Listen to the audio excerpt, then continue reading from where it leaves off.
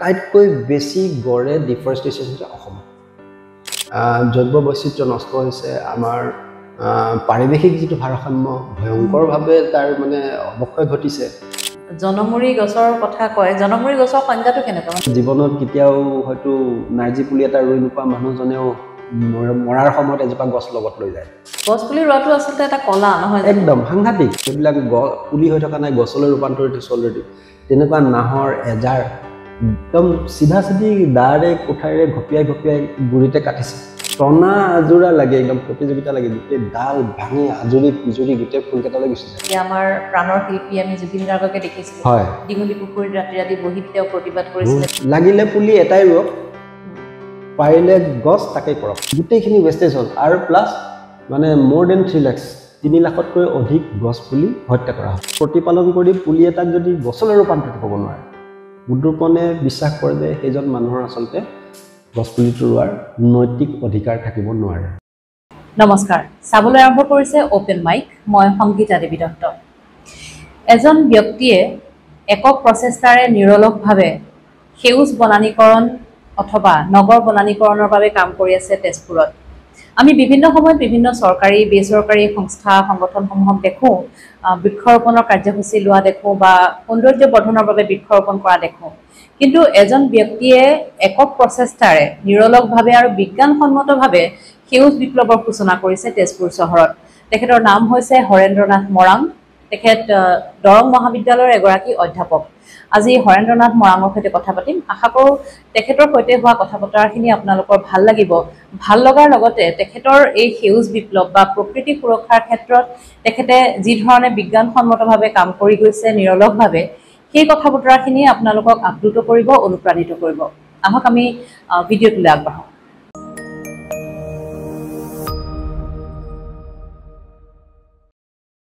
স্বাগতম জনাইছোঁ ধন্যবাদ উদ্যোপনৰ বিষয়ে কথা পাতিম আজি হয় বহু বছৰৰ পৰা আপোনাৰ কাম কাজবোৰটো দেখি আছোঁ আৰু শেহতীয়াকৈ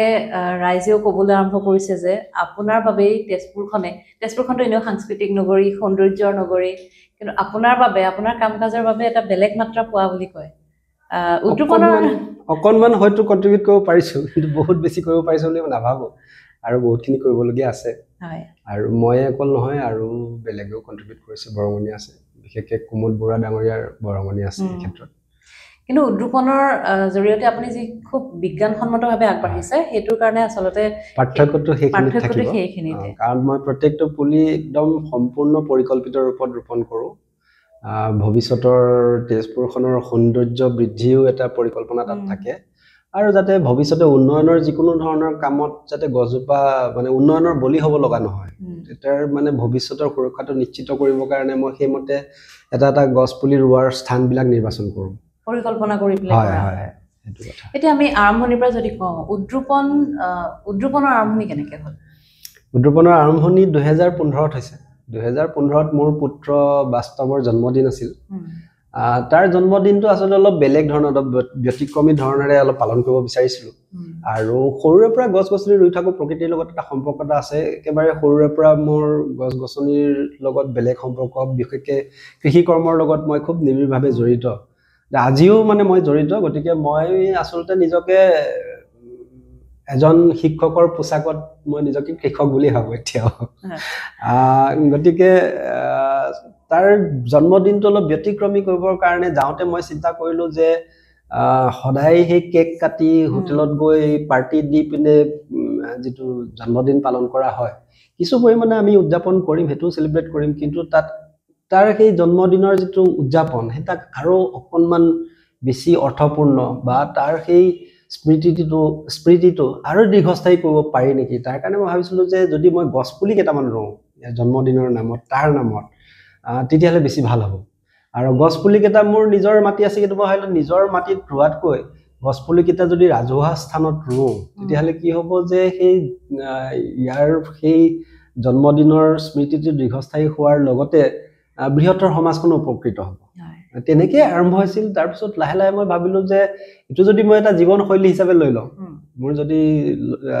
পুত্ৰ জীয়ৰীৰ জন্মদিনত, নিজৰ জন্মদিনত, পত্নীৰ জন্মদিনত, বিবাহ বাৰ্ষিকীত বিভিন্ন উপলক্ষত যদি মই গছ পুলি ৰুই পিনে যদি উদযাপন কৰোঁ,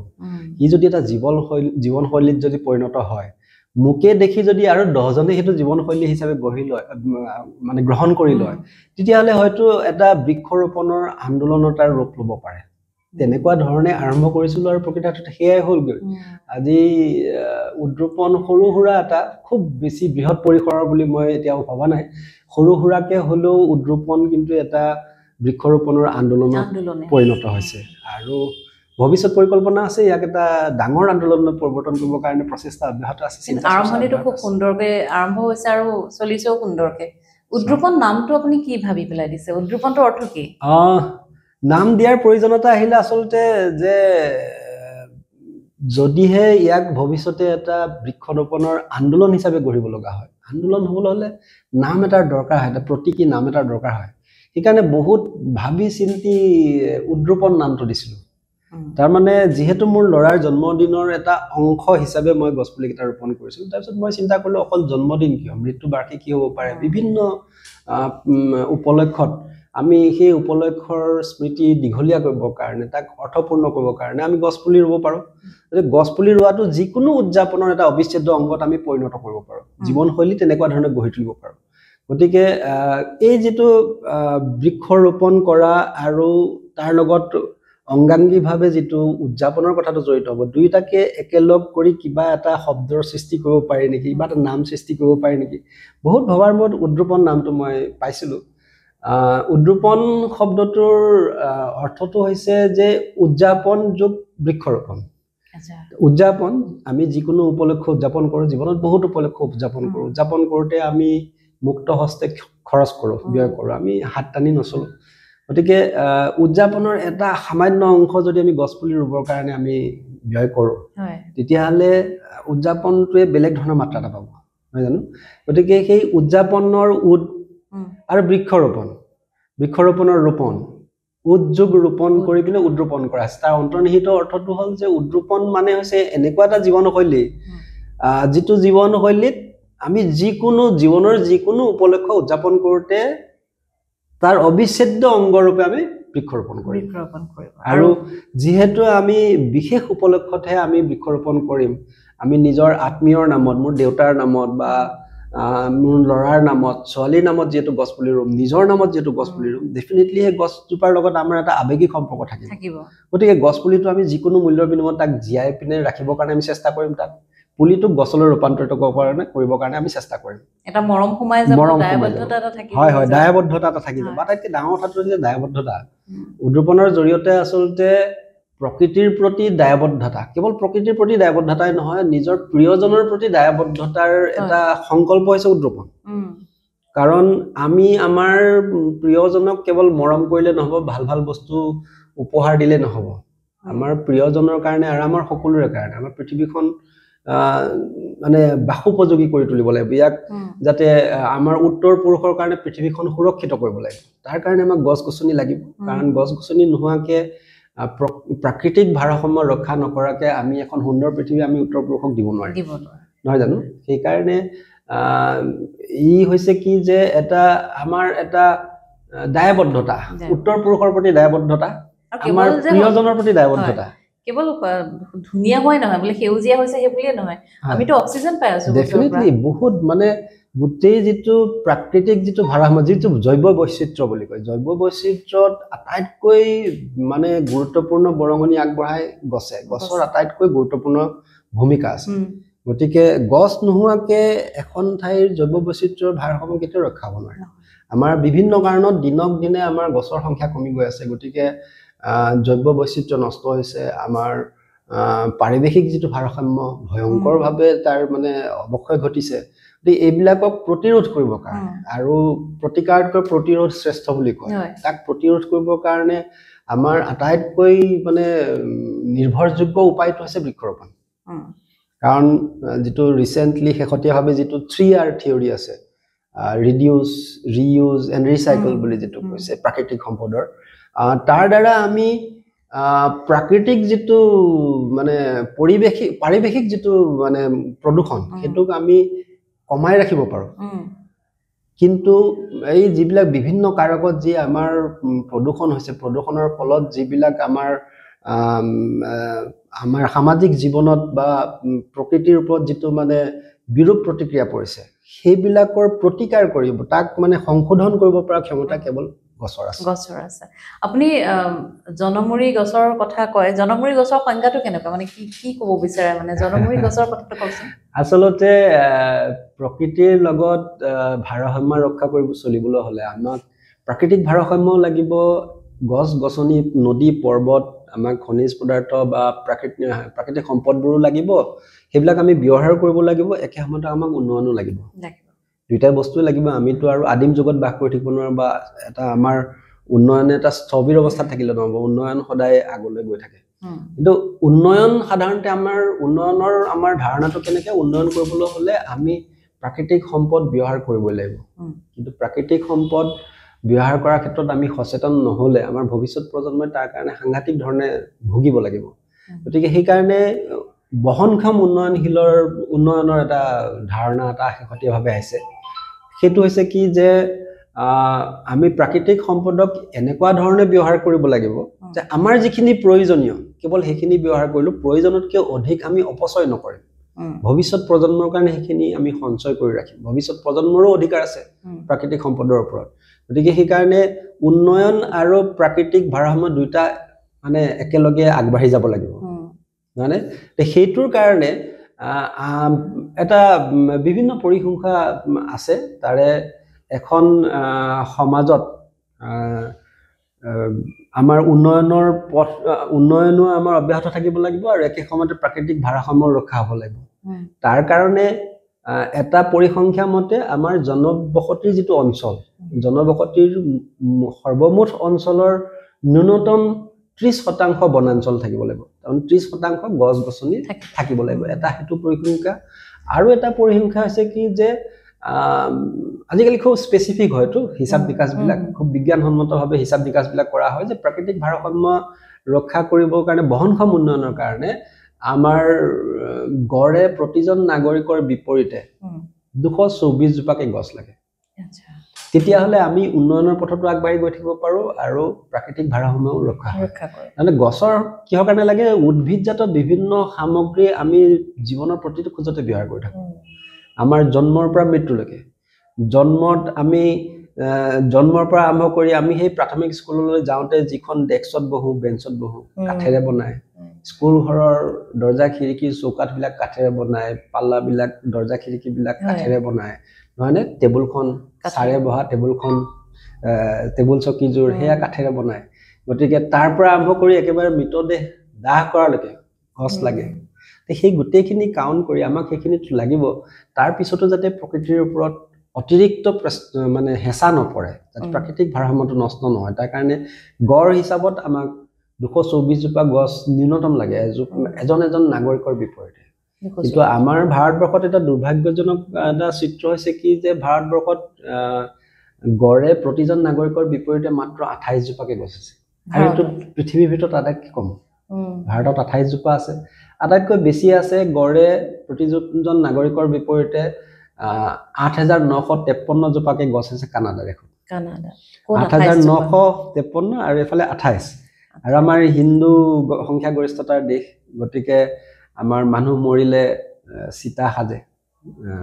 অগ্নিসংযোগ কৰে। গতিকে জীৱনত কেতিয়াও হয়তো নাৰ্জী পুলি এটা ৰুই নোপোৱা মানুহজনেও মৰাৰ সময়ত এজোপা গছ লগত লৈ যায়। গতিকে জনমুৰি গছৰ সংখ্যা আৰু কমি গৈ থাকিব। আৰু এইটো যদি অসমত সেই পৰিসংখ্যা কেনেকুৱা? অসমতো বিভিন্ন পৰিসংখ্যা আপোনালোকে সামাজিক মাধ্যমত হওক বা বিভিন্ন ছপা মাধ্যমত, ইলেক্ট্ৰনিক মাধ্যমত মাজে মাজে ওলাই থাকে যে শেহতীয়াভাৱে সমগ্ৰ ভাৰতবৰ্ষত যিমান নিৰ্বননীকৰণ আছে, যিটো গতিত ডিফৰেষ্টেশ্যন হৈছে, তাৰে ভিতৰত আটাইতকৈ বেছি গড়ে ডিফৰেষ্টেশ্যন হৈছে অসমত। এইটো আটাইতকৈ দুৰ্ভাগ্যজনক আৰু বিৰাট চিন্তনীয় কথা।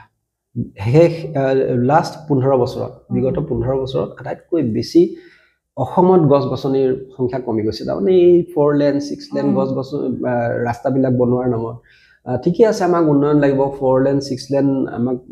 হাইৱে লাগিব, কিন্তু 4 লেন 6 লেন হাইৱেত যিমানখিনি গছ কটা যাব সিমানখিনি ক্ষতিপূৰণ কৰিব পৰা অন্য ঠাইত, মুকলি ঠাইত পতিত ভূমিত আমি গছ গছনি ৰোৱাৰ ব্যৱস্থা কৰিব লাগিব চৰকাৰে তেনেকুৱা এটা ৰাজ্য চৰকাৰৰ নীতি মই এবাৰ দেখা পাইছো মই বিশাখাপট্টনম গৈছিলো বিশাখাপট্টনমত এটা টুৰ্ণামেণ্ট এখনত খেলিবলৈ গৈছিলো তাত দেখিলো যে বিশাখাপট্টনম এখন শিল্প প্ৰধান ঠাই ইণ্ডাষ্ট্ৰিয়েল চিটি এখন তাৰপিছতো খুব পৰিষ্কাৰ পৰিচ্ছন্ন গছ গছনিৰে ভৰপূৰ মোৰ এজন সিনিয়ৰ হোষ্টেলৰ সিনিয়ৰ বৰ্ডাৰ তাতে আছিলে তেওঁৰ ঘৰ তেখেতক লগ পাই পিনে কথা বতৰা পাতিলো যে ইমান গছ গছনি কেনে ইণ্ডাষ্ট্ৰিয়েল চিটি এখন আৰু ইমান ধুনীয়া হৈ থাকে আৰু এই পৰিষ্কাৰ পৰিচ্ছন্নতাৰ দিশত বা বিভিন্ন সৌন্দৰ্যৰ ফালৰ পৰা যিটো মানে বছৰেকীয়া যিটো সাৰ্ভে হয় ভাৰতবৰ্ষৰ বিভিন্ন নগৰ চহৰৰ মাজত বিশাখাপট্টনম মানে কেতিয়াবা প্ৰথম 3খনৰ ভিতৰত থাকে 5খনৰ ভিতৰত বা 10খনৰ ভিতৰত সাধাৰণতে থাকে তে ইমান গছ গছনি কেনেকে তেতিয়া তেখেতে কৈছিলে এটা কথা যে ইণ্ডাষ্ট্ৰিয়েল চিটি নডাউট কিন্তু ইয়াতে এটা ষ্টেট গভৰ্ণমেণ্টৰ খুব কঠোৰ নীতি এটা আছে সেইটো হৈছে কি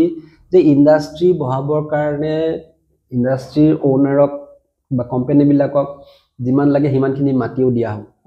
মাটি দিয়া হ'ব কিন্তু কি ইণ্ডাষ্ট্ৰি বনাব সেই ইণ্ডাষ্ট্ৰিৰ ফলত কিমান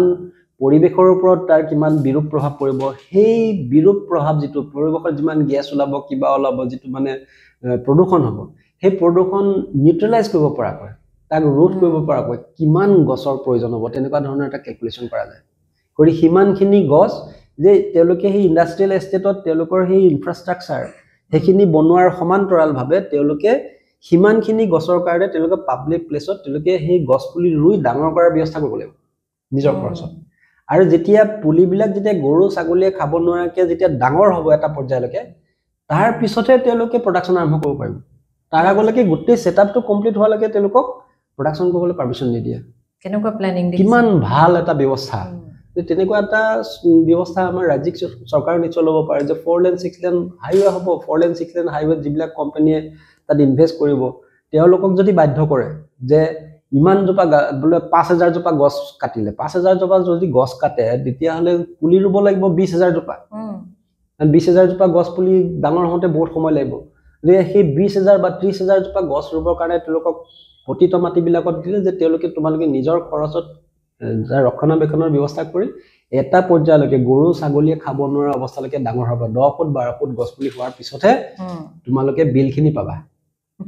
ৰাস্তা বনাই থকা কথা নাই বিলখিনি তাৰ পিছতে পাবা তেনেকুৱা ধৰণৰ এটা যদি ব্যৱস্থা এটা আইনৰ ব্যৱস্থা এটা থাকে মই ভাবো যে এই যিটো মানে ব্যাপক নিৰ্বননীকৰণৰ ডিফৰেষ্টেশ্যনৰ যিটো মানে বিৰূপ প্ৰতিক্ৰিয়া আমাৰ ৰাজ্যখনৰ ওপৰত বা জনসাধাৰণৰ ওপৰত সেইটোৰ পৰা আমি ৰক্ষা পাম কিন্তু হিমানখিনি পৰিকল্পনা দেখিবলৈ পোৱা নাই এতিয়ালৈকে ইমান সুদূৰ প্ৰকাৰী আমি দেখিবলৈ পোৱা নাই তাৰ কাৰণে প্ৰতিবাদ কৰিব লগা হয় প্ৰত্যেকজোপা গছ ৰক্ষা কৰিবৰ কাৰণে মানুহে প্ৰতিবাদ কৰিব লগা হয় এতিয়া আমাৰ প্ৰাণৰ শিল্পী আমি জুবিন গাৰ্গকে দেখিছিলো দীঘলী পুখুৰীত ৰাতি ৰাতি বহি তেওঁ প্ৰতিবাদ কৰিছিলে গছখিনি কটাৰ কাৰণে এনে এটা পৰিৱেশ অসমত গতিকে আমি আৰু সেইখিনিটো সেই এটা পৰিৱেশ সেই এটা দৃশ্য দেখিবলৈ আমি কিমান বছৰ ৰ'ব লাগিব আশা কৰিব পাৰো আৰু নিশ্চয় আমি উদ্ৰুপনৰ কথা যেহেতু কৈ আছিলো উদ্ৰুপনত আপোনাৰ প্ৰত্যাহ্বান কেনেকৈ আহিছে আহিবতো নিশ্চিতভাৱে প্ৰত্যাহ্বানটো আছে প্ৰত্যাহ্বান জানি শুনি প্ৰত্যাহ্বান গ্ৰহণ কৰিছো বিভিন্ন ধৰণৰ প্ৰত্যাহ্বান আছে আমাৰ মানে বিভিন্ন ধৰণৰ জীৱ-জন্তুটো অনিষ্ট কৰিব বিচাৰে গছ পুলি ৰোৱাৰ পিছত কিন্তু ভাগ্য ভাল যে গৰু ছাগলী নৰমালি যি গৰু ছাগলী জাতীয় জন্তুৱে যিখিনি অনিষ্ট কৰে সেই অনিষ্টখিনি মোৰ গছ পুলিখিনি কৰিব নোৱাৰে কি যে যেটো প্ৰতিৰক্ষা ব্যৱস্থা খুব শক্তিশালী যেটো বিৰিখ বেহু বুলি কওঁ বিৰিখ বেহুটো মানে খুব বিজ্ঞানসন্মত তাত গছ পুলি এটা ৰুলে মই কওঁ যে উদ্ৰুপনৰ বিৰিখ বেহুত পুলি এটা ৰুলে পুলিটো মৰিবলৈহে কষ্ট পাব জীয়াবলৈ কষ্ট নাপায় তাৰমানে তাক খুব বিজ্ঞানসন্মতভাৱে তাক সাপোৰ্ট দিয়া হয় সব ফালৰ পৰা প্ৰটেকচনো থাকে সাপোৰ্টও থাকে গতিকে পুলিটো গছ হোৱাৰ ম্যাক্সিমাম মানে চান্সেস থাকে তাৰ পিছত কোনোবাই অনিষ্ট কৰিব লাগিব হয় মানুহে অনিষ্ট কৰিব লাগিব গৰু ছাগলীয়ে নোৱাৰে মই কলুৱে মানে খাৰ গৰু এটাও বগৰাব নোৱাৰে বা বেকা কৰিব নোৱাৰে একদম সম্পূৰ্ণ লোহাৰ বেৰিকেড থাকে তাৰ পিছত বান্দৰৰ পৰা উপায় নাই বান্দৰে দিগদাৰি কৰে বান্দৰটো যতে ততে যেনেকে তেনেকে যাব পাৰে আৰু কিছুমান প্ৰজাতিৰ গছৰ ডাল অলপ থুনুকা থাকে যেনে কৃষ্ণচূড়া হওক বা যেনে কাঞ্চন হওক সেইবিলাকো দুপৰে সুপৰে বগাই দি গুটি ডাঙৰ ডাঙৰ ডাল বিলাক ভাঙি উলমাই দিয়ে তেনেকে গছজোপাই কষ্ট পায় বান্দৰে অনিষ্ট কৰে আৰু আমাৰ মানুহৰ সংবেদনশীলতা এতিয়াও বহুত কম গছ-গছনিৰ প্ৰতি আৰু গছজোপা কাটোতে যিমান উৎসাহ আপুনি চাব গছ এজোপা যদি কাটি আছে কিবা মেচিন দি বা দা কুঠাৰ লৈ 20 জন 40 জন 50 জন মানুহে একদম মানে বিৰাট উৎকণ্ঠাৰে চাই থাকে চাই সেই দৃশ্যটো খুব উপভোগ কৰে দৃশ্যটো উপভোগ কৰি থাকে কোনোবাই গছ পুলি এটা ৰুইছে সেইটো উভতি নাচায় যিজন মানুহ খুব সংবেদনশীলতা আছে তেওঁ হয়তো আহি এইটো ভাল কাম কৰিছে কোনোবাই কৈ যাব বাকি সৰহখিনি মানুহে দেখিও নেদেখা একো গাতে নালাগে তাৰমানে গতিকে আমাৰ সেই সংবেদনশীলতাটো কম আছে আৰু বান্দৰে ডাল এটা ভাঙি দিছে সেই ডালটো যে সিধা কৰি পিনে অকমান কিবা এটা সাপোৰ্ট দি থৈ দিলে কেইদিনমানৰ পিছত ডালটো আকৌ ঠিক হৈ যাব সেইখিনি যিজনে দেখে মই ৰুৱাজনে হয়তো হয় হে মই নাথাকিব পাৰে কিন্তু কোনোবা এজনৰ চকুৰ আগত হ'ব তেওঁ হেতু কৰিব পাৰে খুব কম নথকা নহয় কিন্তু খুব কম দুই এক আছে তেনেকুৱা কৰবাত মই নিজেই পাইছো যে কোনোবা ঠাইত গৰুৱে মানে ডালবিলাক কেতিয়াবা এনেকে দৌ খাই থাকিলে মানে ডালবিলাক পাই ঢুকি পাই পিনে গৰুৱে খায় দুবাৰ তিনিবাৰ খায় মই হয়তো নিজৰ ব্যস্ততাৰ কাৰণে মোৰ চকুত পৰা নাই তেতিয়া আকৌ ৰছী চছীৰে বান্ধি বা বস্তা সস্তা আনি পিনে মেৰাই পিনে গছজোপা ৰাখা মানে বচাবৰ কাৰণে চেষ্টা কৰে তেতিয়া খুব ভাল লাগে তেনেকুৱা কাম ভাল তেতিয়া খুব ভাল লাগে তেনেকুৱাও দেখিছো আৰু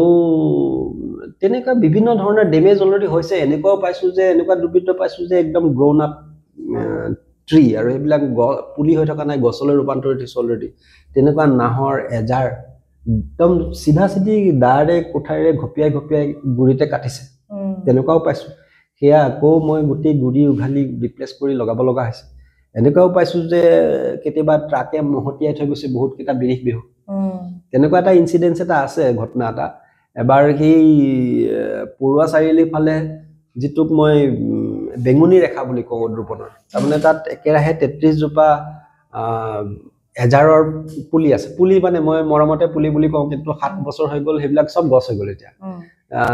যোৱা 2 বছৰৰ পৰা ধুনিয়াকে ফুলিবলৈ আৰম্ভ কৰিছে তাৰে সেই যেতিয়া পুলি হৈ আছিলে পুলি হৈ থকা অৱস্থাত কাখতে এখন ট্ৰাক ৰখায় গোটেই ৰাতিটো থাকে আৰু লোডেড ট্ৰাক মানে বহুত ওয়েট থাকে মানে টনত থাকে লোহা লক্কৰ কিবা কিবি ভৰ্তি হৈ থাকে একেবাৰে বিৰিখ বেহুৰ 2-3 ইঞ্চি সাইডত আনি পিনে থিয় কৰি ৰাখি থৈ দিয়ে এটা সময়ত দিনত কাম থাকে উলাই গুছি যায় গৈ যেতিয়া উলাই গুছি যায় গৈ তেতিয়া এই সাইডত দুটা তিনটা মানে লোহাৰ ফ্ৰেম বেকা টেৰা কৰি তলৰ ঢালাই থাকে প্ৰটেক্ট পোষ্টত ঢালাই চালাই উঘালি তেনেকে গুছি যায় 7টা মান পোষ্ট তেনেকে ভাঙিলে আৰু মানে দিনত ড্ৰাইভাৰ বিচাৰি নাপাওঁ আৰু কেতিয়া উলাই যায় গম নাপাওঁ গাড়ীখন বহুত ওচৰৰ পাজে খবৰ খাতি কৰিলো কোনেও চিনি নাপায় ড্ৰাইভাৰ নাজানে কাৰো আমাৰ গাড়ী নহয় বুলি কয় সবে যে উপায় নাপায় বলো যেলে সৰুতে স্কুলত পঢ়িছিল যে সঠে সাত্যং সমাজ হয় যেন কুকুৰ তেন টাঙ উপায়টো নাই তেওঁ যেটো গতিত বিৰিখ বেহু ধ্বংস কৰিবলৈ আৰম্ভ কৰিছে গোটেই লাইনটো বৰবাদ কৰি দিব গতিকে এদিন সুবিধা বুজি 2.5 ইঞ্চি গজাল দুটা এটা খুব মানে ফ্লেক্সত মৰা খুব মানে মৰকেলে আঠা এটা আছে আমাৰ সেই আঠাটো জুংটোত লগাই এই টায়াৰৰ ফাকত তেনেকে দুটা 4 ইঞ্চি গজাল আৰু নহয় 4 ইঞ্চি গজাল দুটা লগাই দিলো তাৰ পিছত হেডনে তেওটো ইমান মন কৰা না হিনাখন আকৌ উলাই গল দুটা বিৰিখ বেহু বেকা কৰিলে কিন্তু তেওঁৰ চকা বহি গল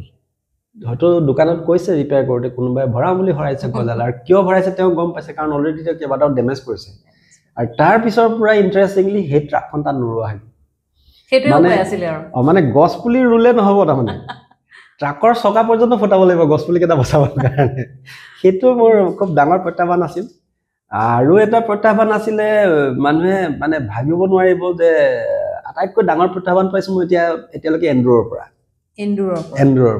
কোনটো সময়ত হয় এন্ডুৰৰ অত্যাচাৰটো 24 ঘণ্টাই হয় আৰু মানে বিশেষকৈ সিভিল হস্পিটেলৰ সন্মুখত পাইছিলো তাত 8 জোপা কাঞ্চনৰ পুলি লগাইছিলো আৰু তাৰে সেই নৰ্দমাত মানে বহুত ডাঙৰ ডাঙৰ এন্দুৰ আছে কেইটামান কিজানি আধা কেজিতকৈ বেছি ওজনৰ হ'ব বিৰাট বৃহৎ এন্দুৰ সেই নৰ্দমাতে থাকে সিহঁতি তাতে ওলোৱা সোমোৱা কৰি থাকে কিন্তু কি কৰে সেই গছ পুলিটোৰ তলৰ ফালে ফুটা কৰি পিনে গোটেই মাটি হোপা নৰ্দমালৈ টানি লৈ গুচি যায় পুলিটো বহি যায় তেনেকে দুবাৰমান কেইটামান পুলি নষ্ট কৰিলে আকৌ পুলি খলাই দিয়াৰ পিছত মাজত দেখো এটাও পুলি বাহিৰ তুলাই নাহে মই ডাঙৰ ডাঙৰ পুলি লগাইছিলো তাত আমাৰ বিৰিখ বেহুটো প্ৰায় 6 ফুটৰ ওচৰা-ওচৰি উচ্চতা থাকে 7 ফুট 7.5 ফুট 8 ফুট উচ্চতাৰ গছ পুলি লগাইছিলো বাহিৰৰ পৰা মই দেখা পাই যাওঁ এফালে ৰাস্তা দি অহা যোৱা কৰিলে মোৰ গছ পুলিৰ ওপৰত নজৰ থাকে দেখা পাই যায় এবাৰ দেখিলো যে এটাও গছ পুলি নাই কি হ'ল কোনোবাই উঘালি দিলে ওচৰত গৈ পিনে জুমি চাই দেখিলো যে গছ পুলিবিলাক একদম তলত মাটি তেনেকে কোচ খাই সোমাই আছে তাৰমানে এন্দুৰে গুৰিটো কাটি পিনে পাতাললৈ গোটেই ডালটো টানি থৈ দিয়ে পাতবিলাক এনেই কোচ খাই গুৰিটোত আছেগৈ মই দেখিলোঁ বা এনেকৈ হ'লে পুলি কেনেকৈ ডাঙৰ কৰিম তাৰপিছত আকৌ সেইখিনি খান্দি উঠাৰ পিছত ভাবিলোঁ যে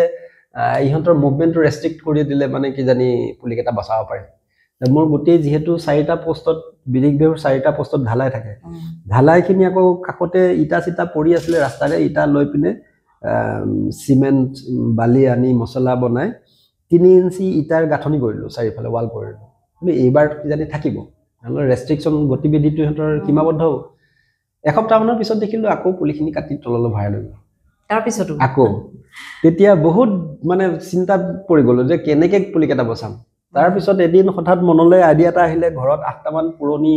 ফিউজ হৈ যোৱা টিউবলাইট আছিল সেইখিনি ভাঙিলোঁ ভাঙি আৰু অকণমান চিচা য'তৰ পৰা বুটলি গুৰি কৰি বাকেট এটাত 1 বাকেট লৈ আহি আকৌ সেই গোটেই মাটিখিনি উঠাই ফ্ৰেমৰ পৰা এই তলত মানে 1 ইঞ্চিমান ডাঠকৈ চিচাৰ গুৰি দিছোঁ দি পিনে আকৌ ডাঙৰ ডাঙৰ পুলি পিৰিয়ে সৈতে খুব ডাঙৰ ডাঙৰ পুলি আছিলে মোৰ 8-10 ফুটৰ চাইজৰ সেই পুলিকেইটা ৰাখি সাইডত মাটি দিওতে আকৌ মই চিচাৰ গুৰি দিছোঁ দি ওপৰত আকৌ কাছপিঠিয়া কৰি ওপৰতে 1 আঙুলমান ডাঠকৈ গ্লাছৰ গুৰি দিছোঁ মানে গ্লাছ প্ৰুফ সিকিউৰিটি দিয়া হৈছে মই ভাবিলোঁ যে যদি খুচৰিবলৈ আহোঁতে যেতিয়া গ্লাছৰ টুকুৰা জুং-চুংবিলাক মুখে নাকে সোমাব বা ঠেংবিলাকত সোমাব তেতিয়া সিহঁতি এটেক নকৰিব সো তেনেকৈ কৰিব লগা হৈছে ইয়াতে ইণ্টাৰেষ্টিং কথা এটা হৈছে যে 5টা-6টামান পুলিত সেইটো কৰাৰ পিছত মোৰ মানে চিচাগুৰি কমি গ'ল এতিয়া কি কৰা যায় চিচাগুৰি কমিলে আৰু লাগিছিল মোৰ চিচাগুৰি ক'ত আকৌ বেলেগ এদিন আহিব নহয় গছ পুলি অলৰেডি আনি থৈছোঁ ইফালে সিফালে চাওঁতে 2-এটা মদৰ বটল পালোঁ ৰাস্তা কাষত এনেকৈ বন-চনবিলাক লিৰিকি বিদায় থাকোঁতে বহুত কেইটা মদৰ বটল পালোঁ গোটেইখিনি ভাঙিলোঁ ভাঙি পিনে বাকীকেইটাৰ মই গ্লাছৰ টুকুৰা দিবলৈ মানে জুৰি গ'লগৈ পিছত ধুনীয়াকৈ মই 8টা পুলিতে গ্লাছৰ টুকুৰা দি পিনে তেনেকৈ আকৌ ডাঙৰ ডাঙৰ পুলিখিনি ৰুলোঁ তেতিয়া এটা কথা মই চিন্তা কৰিছোঁ মোৰ উপলব্ধি এটা হৈছে যে কোভিডৰ সময়ত আমি দেখা পাইছোঁ যে চিনেমা হলৰ নিচিনাকৈ কেনেকৈ মদৰ দোকানবিলাকত মানুহৰ ভিৰ হৈছিল আৰু বহুতে কোৱা-কৈ কৰিছিল বিদ্ৰোহ কৰিছিল যে এই মদপিকেইটাই চৰকাৰ চলাই আছে বুলি হয়নে তেতিয়া মই যেতিয়া এই মানে পুলিকেইটা ৰক্ষা কৰিবৰ কাৰণে গ্লাছৰ গুৰি যেতিয়া ব্যৱহাৰ কৰিছোঁ যেতিয়া বহুত মদৰ বটল ওচৰতে বিচাৰতে পাই গ'লোঁ তেতিয়া মই এটা উপলব্ধি কৰিছিলোঁ যে বহুতেতো এইটো কথা নাজানিব যে এতিয়া অকল দেশৰ অৰ্থনীতিয়ে চলাই থকা নাই মানে পৰিৱেশ ৰক্ষা কৰাটো যে তেওঁলোকে এটা ভূমিকা গ্ৰহণ কৰি আছে সেই কথাটো মইহে উপলব্ধি কৰিছোঁ বাকীবিলাকে গম নাপায় পৰোক্ষভাৱে মোৰ গছ পুলিকেইটা ৰক্ষা কৰাত সেই মদৰ বটলকেইটা বহুতখিনি কামত দিছে তাৰপিছত 8টাৰ ভিতৰত 6টা পুলি বাচি গ'ল তাৰপিছত আকৌ 2টা কাটি দিলে আৰু ফুল চুৰৰ সন্ত্ৰাসো আছেতো সেইটো আছে সেইটো ক'বলৈ আছে মানে প্ৰত্যাহ্বান বহুত বেছি জানো আৰু সেই প্ৰত্যাহ্বানবিলাকে কেতিয়াবা মনটো দুৰ্বলো কৰে কিন্তু পিছ মুহূৰ্ততে আকৌ এটা মানে চ্যালেঞ্জিং এটিটিউড এটা আহি যায় আৰু তেতিয়া মনলৈ দুগুণ উৎসাহ আহে গতিকে আৰু ভাবোঁ যে হয় মানে তেনে বাধা বিঘিনি আহিলেহে বেছি মনটো শক্তিশালী হ'ব নহয় জানো গতিকে আৰু মোৰ যিটো কাম মই কৰি যাবই লাগিব গতিকে যিমান যি বাধা বিঘিনি আহে চব বাধা বিঘিনি নেওচি যিমান পাৰোঁ আগলৈ গৈ থাকিম কথা সেইটোৱে আৰু মানে উদ্ৰোপণ মানেই প্ৰত্যাহ্বান আচলতে প্ৰত্যাহ্বান আৰু এই কৈছিলোঁ যে 8টা পুলিৰ ভিতৰত 2টা পুলি বাচিলে 6টা পুলি বাচিলে 6টা পুলি ডাঙৰ হৈ গ'ল গোটেই 8টাই ডাঙৰ হৈছিলে কেইমাহমানৰ পিছত আৰু 2টা গুৰিতে কাটি দিলে গছ পুলি ৰোৱাটো আচলতে এটা কলা নহয় একদম সাংঘাতিক গছজোপা নিজে এটা কলা আছে খলিল জিব্ৰানে কৈছিল যে মানে একোজোপা গছ পৃথিৱীয়ে আকাশত অঁকা একোটা ধুনীয়া কবিতা বুলি কৈছিল এটা গছৰ বিষয়ে বৰ সুন্দৰভাৱে তেওঁ বৰ্ণনা কৰি থৈ গৈছে এজোপা গছ এটা কবিতা মানে জীৱন্ত কবিতা তাৰপিছত সেই কবিতা আমাৰ সৰহ সংখ্যকৰে সেই সংবেদনশীলতা নাই কৰ কবিতা তাক মুচৰি ভাঙি চিঙি কাটি ভুলুণ্ঠিত কৰি দিয়ে আৰু মানে গছজোপা কাটি থাকোঁতে গছজোপাৰে ছাঁ লয় আকৌ গৰমত গছজোপাৰে ছাঁ লয় সেইজোপা গছকে কাটি ভুলুণ্ঠিত কৰে গতিকে তেনেকুৱা মানসিকতা যেতিয়ালৈকে থাকিব আমাৰ ভৱিষ্যত প্ৰজন্মৰ কাৰণে দিগদাৰী আছে গতিকে আমি সচেষ্ট হ'ব লাগিব সচেতন হ'ব লাগিব এটা গছ পুলিটো ৰোৱাৰ পৰা গছ এডাল হোৱালৈকে মেইনটেইন কৰাৰ ক্ষেত্ৰত কেনেধৰণে কি কৰিব লগা হৈছে বহুত কিবা কিবি কৰিবলৈ ক'লো ট্ৰাকৰ ফুটা পৰ্যন্ত চকা পৰ্যন্ত ফুটাব লাগে আৰু এটা কথা থাকি গৈছে যে এই তেজপুৰৰ সৌন্দৰ্য বৃদ্ধি কৰাৰে উদ্ৰোপণৰ জৰিয়তে আচলতে তেজপুৰৰ আকাশত বিভিন্ন ৰঙৰ কিছুমান ৰেখা আঁকিবৰ কাৰণে অংকন কৰিবৰ কাৰণে চেষ্টা কৰা হৈছে উদাহৰণস্বৰূপে পৰুৱাৰ যিটো মই এজাৰৰ লাইনৰ কথা ক'লো সেইটো তেজপুৰৰ আকাশত বেঙুনী ৰেখা যেতিয়া ফুলে এপ্ৰিল মে মাহত বেঙুনীয়া ৰেখাডালৰ সৃষ্টি হয় তেজপুৰ এনেই ধুনীয়া চহৰ কিন্তু তেজপুৰৰ সৌন্দৰ্যক আৰু বেলেগ এটা মাত্ৰা প্ৰদান কৰি আছে প্ৰতি বছৰে আমাৰ দৰংগঞ্জৰ পূব দিশত তেনেকে ৩২ জোপা সোণাৰু আছে সোণাৰুখিনি যেতিয়া ফুলে সোণাৰু গছজোপাটো মানে পৃথিৱীৰ ভিতৰতে অন্যতম ধুনীয়া জোপা গছ সোণাৰু যেতিয়া ফুলে একদম হালধীয়া সোণালী হৈ যায় গতিকে দৰংগঞ্জৰ পূব দিশটো আমি উদ্ৰোপণৰ ফালৰ পৰা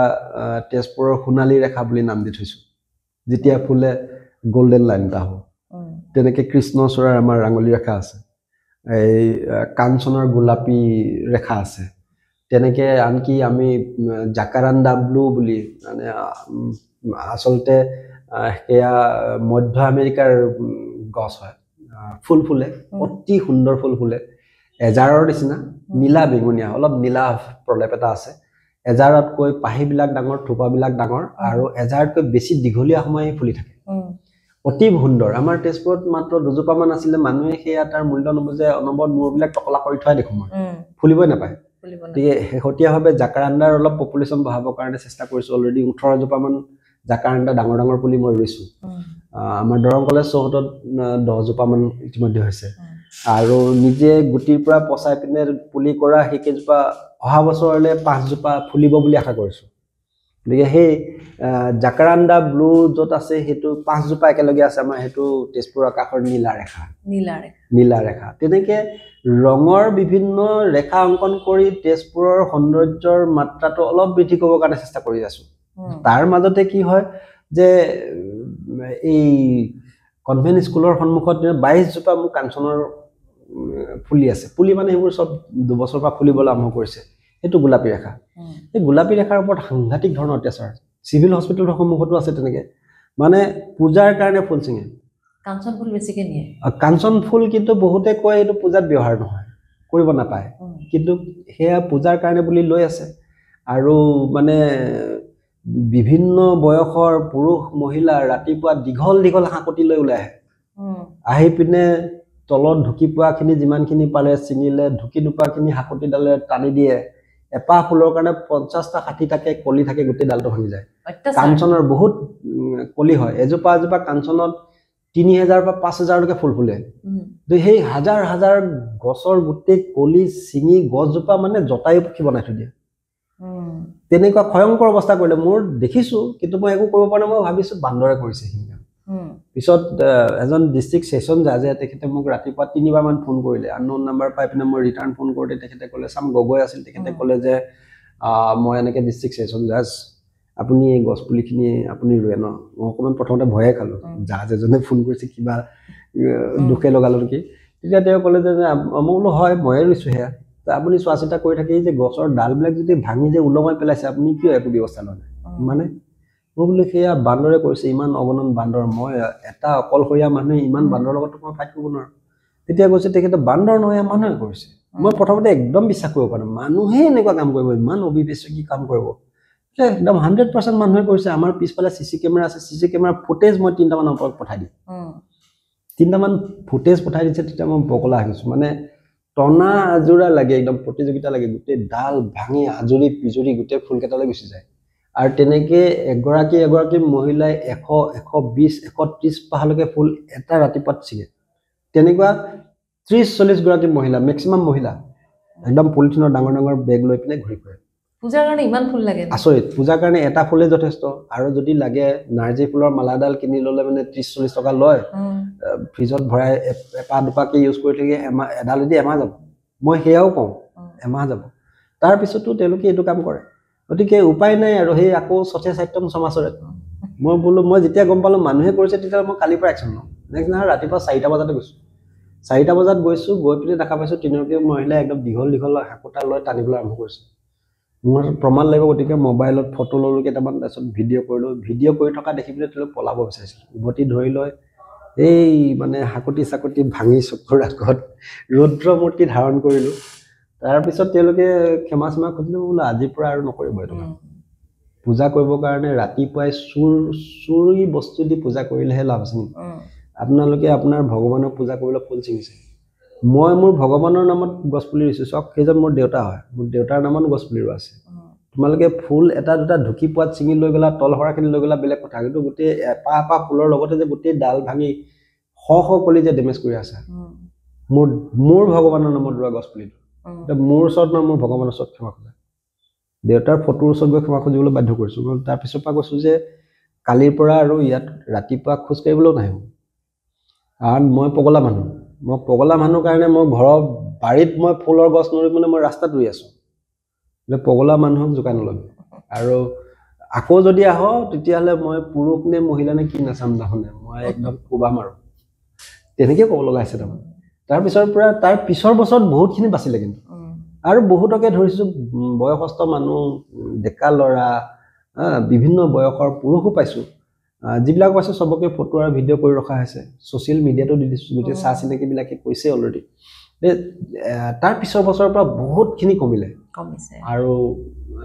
আশা কৰিছোঁ অহা বছৰলৈকে জানি আৰু কমিব কাৰণ তেওঁলোকৰ মাজত মেছেজ এটা গৈছে যে এই গছৰ এই ফুলবিলাক পগলা এটা ৰখি এটা আছে গতিকে যেতিয়া তেতিয়াই যাওঁ এতিয়া এনেকুৱা সময়ত পাইছোঁ কেতিয়াবা 4টা বজাত গৈছোঁ আন্ধাৰ হৈ আছে মোবাইলৰ টৰ্চেদি মানে ফুল ছিঙি আছে মোবাইলৰ টৰ্চ জ্বলাই তো পিছফালৰ পৰা গাড়ীখন লৈ মই হাই বিম মাৰি দিছোঁ ভালে পাইছে একদম ফুলবিলাক ধুনীয়াকৈ দেখা পাই আছে ধাম ধুম ছিঙিছে গমেই পোৱা নাই যে মই হাই বিম লগাই পিনে মই ভিডিঅ' ৰেকৰ্ডিং কৰি লৈছোঁ প্ৰমাণ ৰাখিবৰ কাৰণে যে ভিডিঅ' বা ফটো লৈ পিনে ৰাখি দিয়াৰ লগে লগে তেওঁলোক মানে ফচি যায় তাত ভয় খায় মই পুলিচত দিম এইটো পাব্লিক প্ৰপাৰ্টি ডেমেজ কৰিছে এইটো মই ৰুইছোঁ কিন্তু মোৰ সম্পত্তি বুলি মই গণ্য নকৰোঁ এইটো ৰাজহুৱা সম্পত্তি গতিকে ৰাজহুৱা সম্পত্তি এটা নষ্ট কৰাৰ তোমাৰ কোনো অধিকাৰ নাই ৰাজহুৱা সম্পত্তি নষ্ট কৰাৰ নামত মই পুলিচত কেছ দিম কমিব চাগৈ ইতিমধ্যে কাৰণ তেওঁলোকৰ মাজত কথাটো ওলাইছেতো আৰু মানে যাকে পাইছোঁ মানে চবৰে হাকতি ভাঙিছোঁ তাৰমানে চকুৰ আগত হাকতি কেইডাল ভাঙো মানে দৰকাৰ হ'লে বেছি হেৰি গ'লে কোবাম নেকি বুলি কওঁ লগে লগে তাৰ মই বোলো ফটো আছে ভিডিঅ' আছে য'ত পুলিচত দিম তেতিয়া লগে লগে মানে ভুল হৈ গ'ল মাফ কৰি দিয়ক বুলি কয় আৰু আজিৰ পৰা নকৰোঁ বুলি কয় এই মেইনটেইন কৰাৰ কথাটো কৈ আছিলোঁ মানে পুলিটো ৰোৱাৰ পৰা মানে ডাঙৰ হোৱালৈকে পুলিটো কেনেকৈ মানে ধৰক পানীও দিব লাগে চাগে সময়ে সময়ে দিব লাগে সেই ব্যৱস্থাখিনি কেনেকৈ তাৰমানে ৰাস্তাৰ কাষত কি হয় ৰাস্তাৰ কাষত যিটো গাঁত কৰা হয় পুলিটো ৰুবৰ কাৰণে মানে সেইটো ৰাস্তাৰ মাটিটো আমি ইউজ নকৰোঁ ব্যৱহাৰ নকৰোঁ প্ৰথম কথা হৈছে প্ৰথম মানে কিটিপটো তাতে আছে বহুতে সোধে যে তই এই গছবিলাক ৰুৱ ইমান সোনকালে ডাঙৰ হয় ইমান সোনকালে ফুলে কেনেকৈ হয় আমাৰতো নহয় তাৰ কাৰণটো হৈছে কি যে এই য'ত গছপুলিটো ৰুম ডিমাৰ্কেট য'ত চিহ্নিত কৰা যায় তাত ডাঙৰকৈ এটা গাঁত খনা হয় 1 স্কোৱাৰ ফিট মানে এৰিয়া এটা খানা হয় 1 ফুট বহল আৰু 1 ফুট দ গতিকে 1 কিউবিক ফিট 1 কিউবিক ফিট এটা এৰিয়া খান্দি পিনে উঠাই পিনে তাৰপিছত তাত মানে পথাৰৰ মাটি আৰু গোবৰৰ মিশ্ৰণ তাত দি পিনে পুৰা কৰা হয় পথাৰৰ মাটি তেনেকৈ মই ট্ৰেক্টৰ হিচাপে কিনি ৰাখোঁ মোৰ য'ত মানে গছপুলি আছে য'ত মোৰ সৰুকৈ ব্যক্তিগত নাৰ্চাৰী এখন আছে তাতে তেনেকৈ কেতিয়াবা 20-30 ট্ৰেক্টৰ কিনি ৰাখোঁ এতিয়াও মাজতে 30 ট্ৰেক্টৰমান কিনি ৰাখিছিলোঁ এতিয়াও মানে দম হৈ আছে তাৰ পৰা ৰিকুৱাৰমেণ্ট মতে একৰ্ডিং টু ৰিকুৱাৰমেণ্ট প্ৰয়োজন অনুসৰি তাৰ পৰা মই সেয়া মাটি লওঁ আৰু মাটি লওঁতে বন্দবস্তি যে মই মাটি মাজে মাজে ধানৰ নৰা পাব লাগিব আঘোণ মাহত ধান দোৱাৰ পিছত ধানৰ পথাৰৰ মাটিহে দিব লাগিব দাম যি লৈ ল'বি গতিকে নৰা থাকে মানে পথাৰৰ মাটি আৰু গোবৰ তেনেকৈ কেইগাড়ীমান পেলাই লোৱা যায় গোবৰ আৰু মাটি মিক্স কৰি সেই যিটো মানে 1 কিউবিক ফুট যিটো এৰিয়া খান্দা হয় তাতে আনি পিনে সেইটো কেতিয়াবা 2 বস্তালৈকে দৰকাৰ হয় মানে চিমেণ্টৰ বস্তাত 1 বস্তা 2 বস্তা মাটি দি পিনে ফিল আপ কৰোঁ কৰাৰ পিছত তাত বিৰিখ বিহু স্থাপন কৰা হয় তাৰপিছত তাত পুলিটো ৰুওঁ গতিকে ৰাস্তাৰ মাটিটো ব্যৱহাৰ নকৰোঁ কেলে ৰাস্তাৰ মাটিটোত শিল থাকে বালি থাকে বিভিন্ন পলিথিন আৰু বিভিন্ন ৰাসায়নিক কিবা কিবি দ্ৰব্যৰে বিষাক্ত হৈ থাকে গতিকে তাত পুলিটোৰ গঠনটো ঠিক নহ'ব সেইখিনি মাটি গোটেই উঠাই আমাৰ মাটি আৰু গোবৰ দি তাত গছপুলিটো ৰুওঁ তাৰপিছত আহি গ'ল বিৰিখ বিহুৰ কথা যিটো মানে নিৰাপত্তা বিহু নিৰাপত্তা বিহুটো আমাৰ 16 স্কোয়াৰ ইঞ্চৰ এৰিয়া এটা থাকে 4ডাল লোহাৰ এংগল থাকে আৰু 16ডাল পাট্টি থাকে আৰু বাহিৰত এখন নেট মাৰা থাকে নেটখন মানে ইউভি প্ৰটেক্টেড নাৰ্সাৰী নেট আটাইতকৈ যিখন ব্যয়বহুল আটাইতকৈ দামী সেইখন ইউজ কৰোঁ উদ্ৰুপণত মানে সুৰক্ষা আৰু সৌন্দৰ্যৰ ক্ষেত্ৰত একচুৱেলি কাৰ্পণ নকৰোঁ গতিকে সেই নেটখন ব্যৱহাৰ কৰা হয় নেটখনত ইউভি প্ৰটেকশ্যন থাকে প্লাছ নেটখন ইউজ কৰাৰ লগে লগে কি হয় যে গছপুলিৰ মাজৰ অংশটো এন্ধাৰ হৈ যায় বহু পৰিমাণে পোহৰ হি বাধা দিয়ে আৰু পোহৰটো মুখ্যতঃ ওপৰৰ পৰা পায় আৰু গছ গছনি এটা মানে নেচাৰ এটা আছে সেইটো হৈছে যিফালে পোহৰ পাব সেইফালে বাঢ়ে বাৰান্দাত যদি আমি পুলি কেইটামান ৰাখি থৈ যাওঁ মুকলি ফাললৈ গছজোপা হালি যায় পোহৰ বিচাৰি যাওঁ আমি যে কওঁ পোহৰ বিচাৰি যাওঁ আমি কওঁহে তো উদ্ভিদে গছে আক্ষৰিক অৰ্থত পোহৰ বিচাৰি যায় গতিকে পুলি কেইটা যেতিয়া ৰোৱা যায় তাৰ মানে সাইডত পোহৰ অহাৰ বাটটো বন্ধ হৈ যায় 75% ৰেইন বৰষুণ প্ৰতিৰোধী নেটেৰে ঘেৰি দিয়া হয় পোহৰটো বহুত কমি যায় সাইডৰ পৰা তলফালে অকণমান মেইনটেনেন্সৰ কাৰণে 5 ইঞ্চি এটা গেপিং ৰাখোঁ যাতে অপতৃণবিলাক উঘালি দিব পাৰি বা কেতিয়াবা প্ৰয়োজন হ'লে সাৰ গোবৰ মাটি দিব পাৰি তাৰ কাৰণে অকণমান গেপিং এটা থাকে আৰু যেহেতু লোহা আৰু প্লাষ্টিকৰ কভাৰ থাকে যদি বেছি গৰম হ'লে গৰমটো সেইফালে ওলাবৰ কাৰণে তলফালে অকণমান বাট এটা থাকে কিন্তু মূলতঃ পোহৰটো পায় ওপৰৰ পৰা গতিকে গছজোপা পুলিটো ৰোওঁতে তাক এটা হুকুম দিয়া থাকে তই যিমান পাৰ এইফালে বাঢ়িব লাগিব সেইকাৰণে ওপৰলৈ যায় পুলিটো একদম চিধাকৈ যিমান পাৰি ওখ হয় সোনকালে ওখ হয় তাৰমানে গতিকে উদ্ৰুপণৰ পুলিবিলাক সেইকাৰণে সোনকালে বাঢ়ে আৰু এই যিহেতু নেটখন থাকে নেটখন থকাৰ কাৰণে বহুতখিনি গছ পুলিটোৰ গুৰিত প্ৰখৰ ৰ'দ পৰিব নোৱাৰে ৰ'দটো বহুতখিনি দিনটোত বাধা দি ৰাখে গতিকে গুৰিটো সোনকালে শুকাই নাযায় সেইকাৰণে বেলেগ গছ পুলি হয়তো এক্সপ'জ হৈ থকা গছ পুলি তাক যিমান পানী দিব লাগিব মোৰ গছ পুলিটোত সিমান বেছি পানী দিব লগা নহয় আৰু বাৰিষাতো বৰষুণ পায়ে থাকে গতিকে খৰালি কালত পানী দিব লগা হয় তাৰ কাৰণে সেই মানে যিবিলাক মিৰিণ্ডা ফেণ্টা এনেকুৱা ধৰণৰ যিবিলাক মানে 2.25 লিটাৰ ডাঙৰ ডাঙৰ বটল আছে সেই বটল মোৰ মানে এৰাউণ্ড 100 মান বটল কালেক্ট কৰা আছে কলেজত বিভিন্ন ধৰণৰ অনুষ্ঠান হ'লে মই আমাৰ কৰ্মচাৰী কেইজনক কওঁ তেওঁলোকে জানে যে খালী বটলবিলাক চব মোক দিবা এডমিশ্যন কিবা কিবি সেইবিলাকত মানে ফ্ৰেছাৰ্ছ এইবিলাকত মই 20টা 30টাকে তেনেকৈ বটল পাই যাওঁ সেইটোৰ সুবিধা এটা হয় কি লিক প্ৰুফ তাৰমানে পানী লিক নহয় আৰু 2.25 লিটাৰ সোমাই যায় গতিকে ডিকিত মই 50-60টা বটলত পানী ভৰাই ল'লে গাড়ী লৈ লৈ মই খৰালি কালত য'ত য'ত প্ৰয়োজন আছে সেইমতে পানী দি যাব পাৰোঁ সেইটো এটা আৰু কিছুমান ঠাইত স্পেচিয়েল প্লেণ্টেশ্যন কৰা যায় তাত হয়তো মই কেতিয়াবা সদায় ৰেগুলাৰ পানী দিব নোৱাৰোঁ গতিকে তাত পানী ৰখাব সেই গছপুলিবিলাক বচাবৰ কাৰণে নিজে এটা মানে ডিভাইচ এটা বনাইছিলোঁ এইটোৰ নাম ৰাখিছিলোঁ আয়ুৰ্বিন্দু বুলি আয়ুৰ্বিন্দু ডাঙৰ বটল কেতিয়াবা 20 লিটাৰৰ বটল কাটি পিনে লুটিয়াই লৈ পিনে কৰোঁ তাতে ইউজ চেলাইনৰ পাইপ এই যিবিলাক ফাৰ্মাচী চিনাকি ফাৰ্মাচিষ্ট আছে তেওঁলোকৰ ওচৰত যাওঁ অলৰেডি ইউজ কৰা চেলাইন পাইপ লৈ আহোঁ আনি পিনে সেই কেতিয়াবা এটা মানে আয়ুৰ্বিন্দুত 2ডাললৈকে পাইপ লগোৱা যায় আৰু তাতে চেলাইনৰ সুবিধা এটা আছে ৰেগুলেটৰ থাকে পানীৰ টোপালটো কম বেছি কৰিব পাৰোঁ স্পীড কমাব বুলি বঢ়াব পাৰি সেইকাৰণে সেইটো ইউজ কৰা হয় তাৰ কাৰণে বহুত মানে পৰীক্ষা নিৰীক্ষা কৰি দেখিলোঁ যে আমি সেই তলৰ প্লাষ্টিকৰ সাপৰটো যদি 2.5 ইঞ্চি গজালেদি যদি ফুটা কৰি দিয়া হয় মানে 2.5 ইঞ্চি গজালটো গৰম কৰি প্লাষ্টিকত দিয়া ললে ফুটা এটা হৈ যায় নহয় লগে লগে উলিয়াই দিলে সেই 2.5 ইঞ্চি ফুটাটোত মানে যিটো চেলাইনৰ যিটো বেজিডাল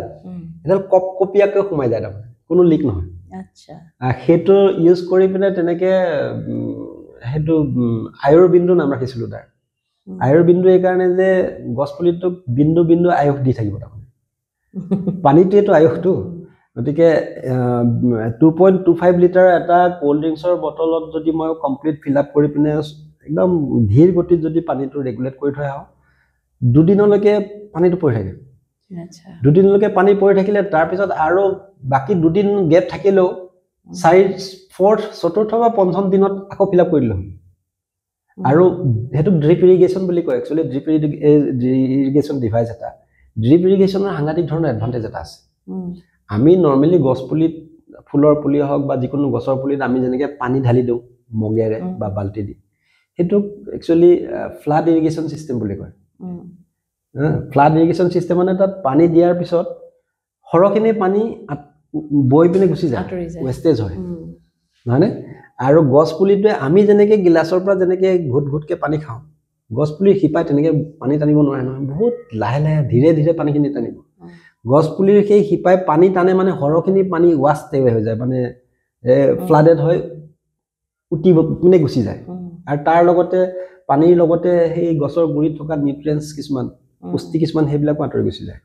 গতিকে ফ্লাড ইৰিগেশ্যন চিষ্টেম যিটো সেইটো গছজোপাৰ কাৰণে বেনিফিচিয়েল নহয় নাইকিয়াত উপায় নাই আৰু পানী নোপোৱাতকৈ অলপ হ'লেও পানী পায় সেইটো কাৰণে সুবিধা আদাৰৱাইজ পানীৰ অপচয় এটাও হয় গতিকে ড্ৰিপ ইৰিগেশ্যনত কি হয় যে পানীৰ অপচয়টো নাথাকে এক নম্বৰ কথা আৰু দুই নম্বৰ কথা গছ পুলিটো একদম নিজৰ প্ৰয়োজন অনুসাৰে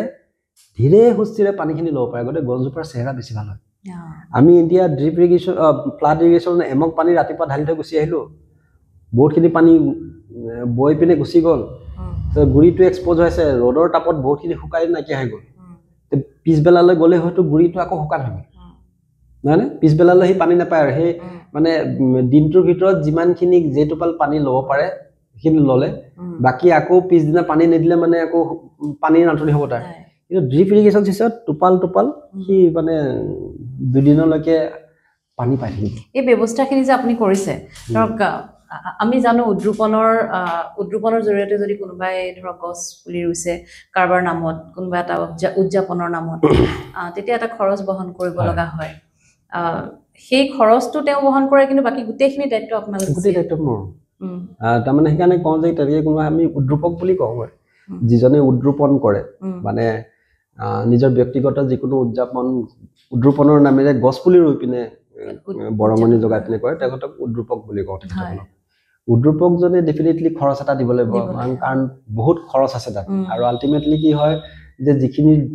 মানে যিটো ছাষ্টেইনেবল এমাউণ্ট দিয়ে সেইটো ছাষ্টেইনেবল নহয় তাতকৈ বহুত বেছি খৰচ হৈ গুচি যায় কেলে এতিয়া ধৰক আমি গছ পুলিটো আনি পিনে ট্ৰেন্সপৰ্ট কৰি ফ্ৰেম গোটেইখিনি ট্ৰেন্সপৰ্ট কৰি আনি লেবাৰ কষ্ট তাৰ গোটেই মেটেৰিয়েল কষ্টটো কভাৰ হোৱাকৈ লওঁ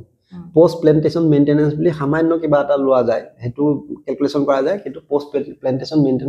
মেইনটেনেঞ্চত তাতকৈ বেছি যায় আৰু কেতিয়াবা কি হয়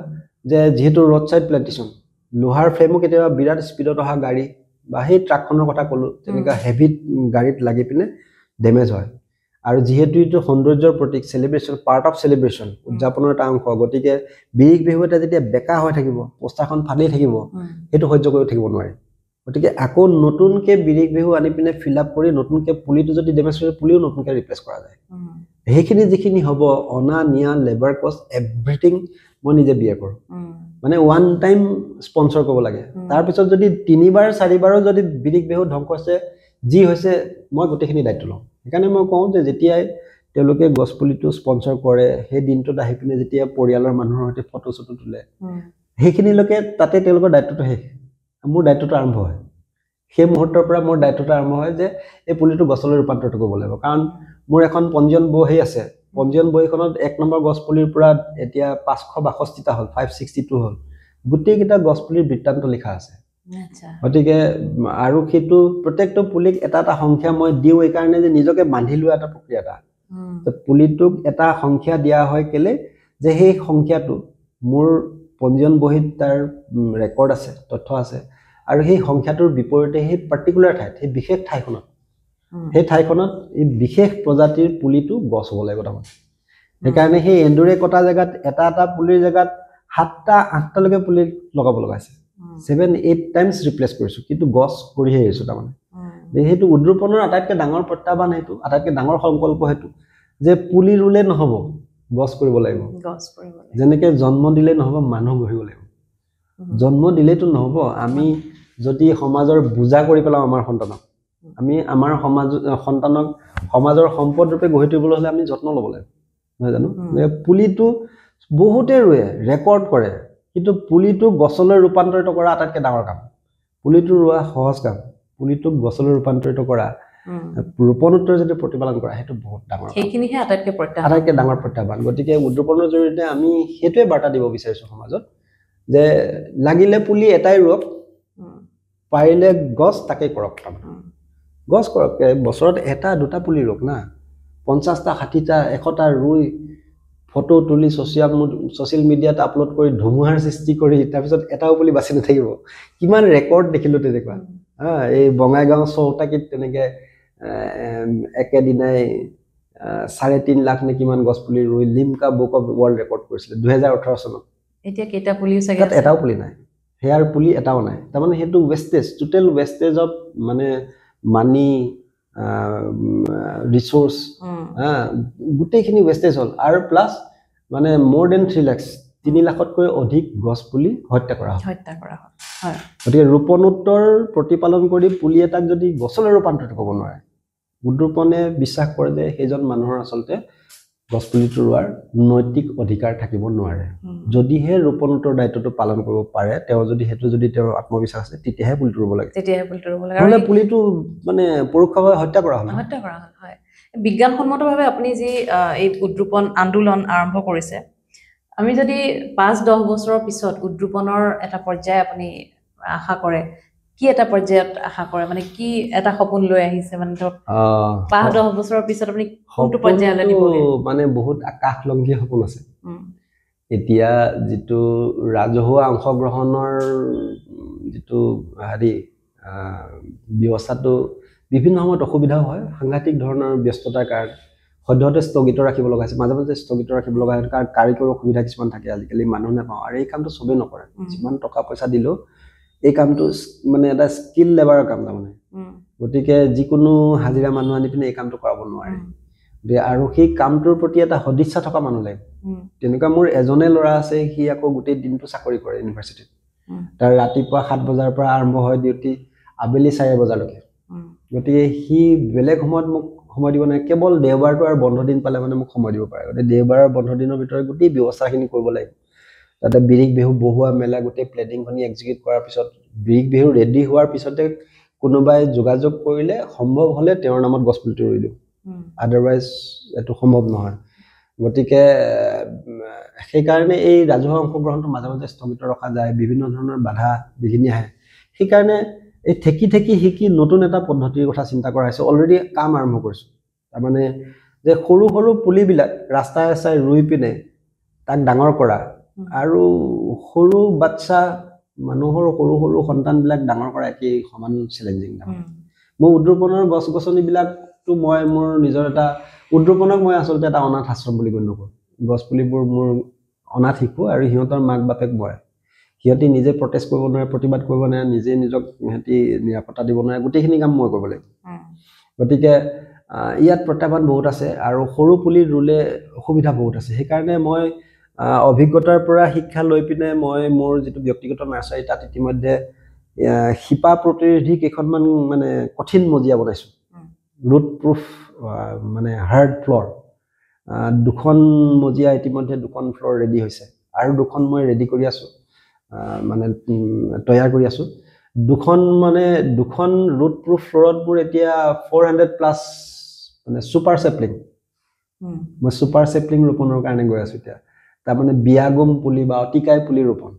সৰু সৰু এবছৰীয়া ছমহীয়া পুলি ৰোৱা তাত বিভিন্ন ধৰণৰ পোক পতংগ অত্যাচাৰ অকমান পানী নাপালে মৰি যায় বেছি পানী হলে পানী জমা হলে মৰি যায় কীট পতংগ অত্যাচাৰবিলাক আছে গতিকে সৰু সৰু পুলিবিলাক মই কি কৰো যে এই ৰুট প্ৰুফ ফ্লোৰত ৰাখি গ্ৰো বেগবিলাক সময় ডাঙৰ গ্ৰো বেগ কৰি তাত নতুনকৈ গোবৰ মাটি সাৰ দি ডাঙৰ কৰি থাকো তে শিপাবিলাক মাটিত সোমাব নাপায় শিপা গ্ৰো বেগৰ বাহিৰত ওলালে মানে এটা সময়ত এমাহ দুমাহৰ মূৰে সেইখিনি আকৌ শাৰ্প মোৰ প্ৰুনাৰ আছে প্ৰুনাৰ দি হিবিলাক কাটি দিলে মানে আৰু গছৰ এটা কথা আছে প্ৰাকৃতিকভাৱে মানে গছে নিজকে প্ৰকৃতিৰ লগত এনেকুৱা ধৰণে খাপ খুৱাই লয় যে দুবাৰ মান বাহিৰত ওলোৱা শিপা কটাৰ লগে হি মেছেজটো পাই যায় বাৰ্তাটো পাই যায় জানে যে বাহিৰত ওলালেই মোক কাটিব শিপা গতিকে সেই পিৰিটো নিজৰ মাজতে ঘূৰিবলৈ আৰম্ভ কৰিব গতিকে তাৰ সেই গ্ৰো বেগৰ ভিতৰ মাটিখিনি একদম খামোচ মাৰি ধৰে এটা পৰ্যায়ৰ পিছত যেতিয়া দেখিম যে তাৰ পৰিপুষ্টিৰ কাৰণে গছজোপাৰ বাঢ়নৰ কাৰণে তাৰ পুষ্টি কমি গৈছে তেতিয়া তাক সেই গ্ৰো বেগটোৰ পৰা আকৌ ডাঙৰ গ্ৰো বেগত নতুনকৈ মাটি গোবৰ সাৰ দি পিনে বেলেগ এটা গ্ৰো বেগলৈ শিফট কৰা যায় 3-4 বাৰ শিফট কৰাৰ পিছত আমি সুপাৰ সেপলিং বা বিগাৰ যেটো মানে অতিকাই পুলি এটা লাভ কৰিব পাৰো অতিকাই পুলি মানে কমেও 8 ফুটৰ পৰা 14-15 ফুটলৈকে হ'ব পাৰে আচ্ছা মানে ডাঙৰ ষাঁড় গৰু এটা বেছি 6 ফুট 6.5 ফুটলৈকে ঢুকি পাব 6 ফুট 6.5 ফুটৰ ওপৰত যদি ঠাল ঠেঙুলিবিলাক থাকে সি ঢুকি নাপায় আৰু ৰুবৰ সময়ত খালি এটা সাৱধানতা ল'ব লাগিব তলৰ যিবিলাক ঠাল ঠেঙুলি বা পোখা যিবিলাক পাত ওলাই সেইবিলাক গোটেইখিনি টকলিয়াই দিব লাগিব তেতিয়া গৰুৱে মানে কি হয় তলত এখিলা পাত পালে সেইটো খাব তাৰ ওপৰত অলপ পালে খাব তেনেকৈ গৈ ডাল পাতবিলাক খাব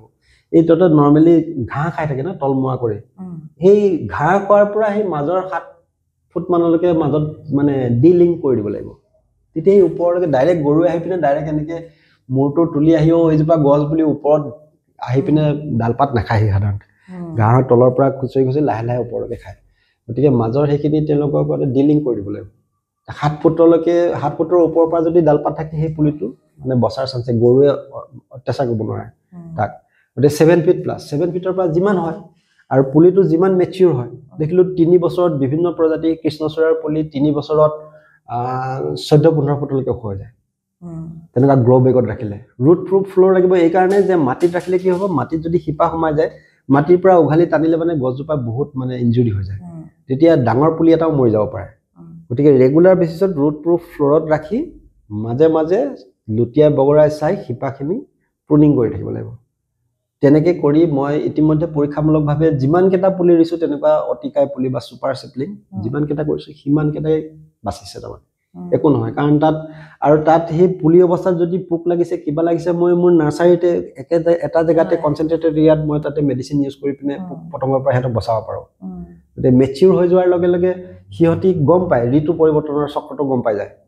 যে এতিয়া বাৰিষা পানী পাই আছোঁ কিন্তু সন্মুখত খৰালি আছে খৰালি পানী নাপাম গতিকে বাৰিষা অতিৰিক্ত পানীখিনি নিজৰ শৰীৰত জমা কৰি ৰাখিম সিহঁতক সেইটো ট্ৰিটমেণ্টো কৰা যায় মানে তেনেকুৱা ধৰণৰ মই ট্ৰেইনিঙো দিওঁ সিহঁতক যে খৰালি কেতিয়াবা কি কৰা যায় মোৰ নাৰ্চাৰীত থকা পুলিবিলাক